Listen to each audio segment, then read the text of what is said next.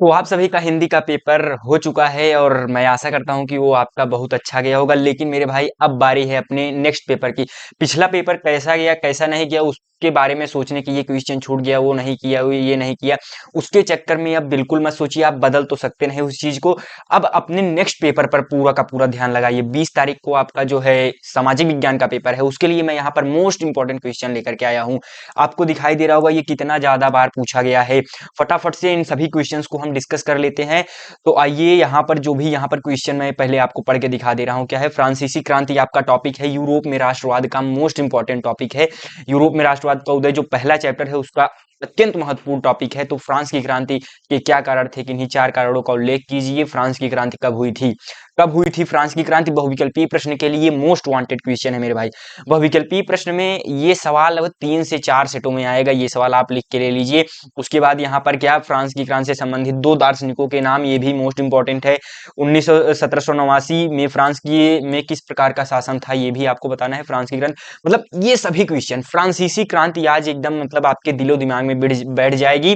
ऐसा मैं पूरा का पूरा डिजाइन किया हूँ, मतलब इस सोल्यूशन को। और साथ ही साथ सभी क्वेश्चन फ्रांसीसी क्रांति में आज तक के जो भी क्वेश्चंस पूछे गए हैं यहाँ पर, वो क्वेश्चंस मैं डिस्कस कर रहा हूँ, ठीक है। तो मतलब बहुत ही कतई मतलब 5-7 मिनट की वीडियो में आपको बहुत ही ज्यादा फायदा होने वाला है। 1848 फ्रांसीसी राज्य क्रांति के फलस्वरूप किसकी स्थापना हुई? तो आइए देख लेते हैं तो क्या दिया गया है। तो फ्रांसीसी क्रांति के 4 प्रमुख कारण, आइए फटाफट से पहले 4 प्रमुख कारण पर चलते हैं, फिर आगे बढ़ते जाएंगे सॉल्यूशन पर। तो पहला कारण है सामाजिक कारण।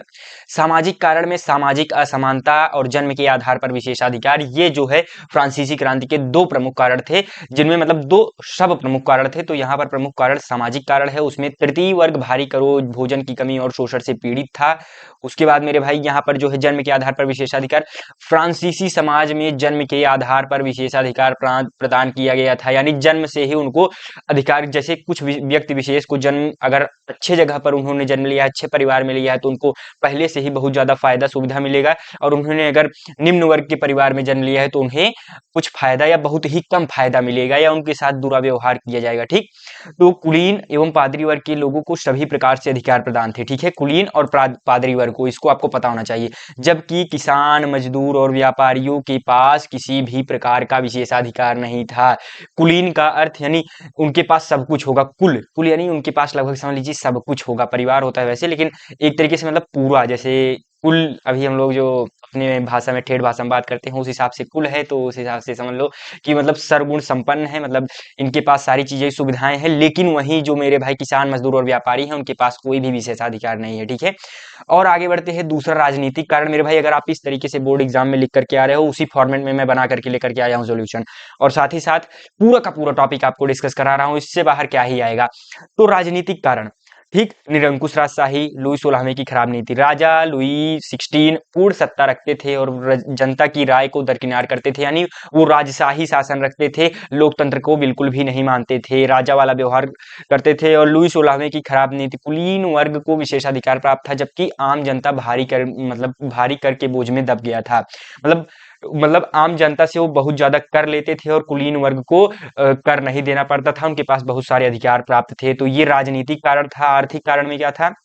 बढ़ता कर्ज। आर्थिक कारण में बढ़ता कर्ज, यानी फ्रांस अमेरिकी स्वतंत्रता संग्राम में शामिल होने के कारण भारी कर्ज में डूब गया था। खराब फसल उत्पादन, लगातार कई वर्षों तक खराब फसलों के कारण खाद्य पदार्थ में कमी और महंगाई बढ़ गई, ठीक है।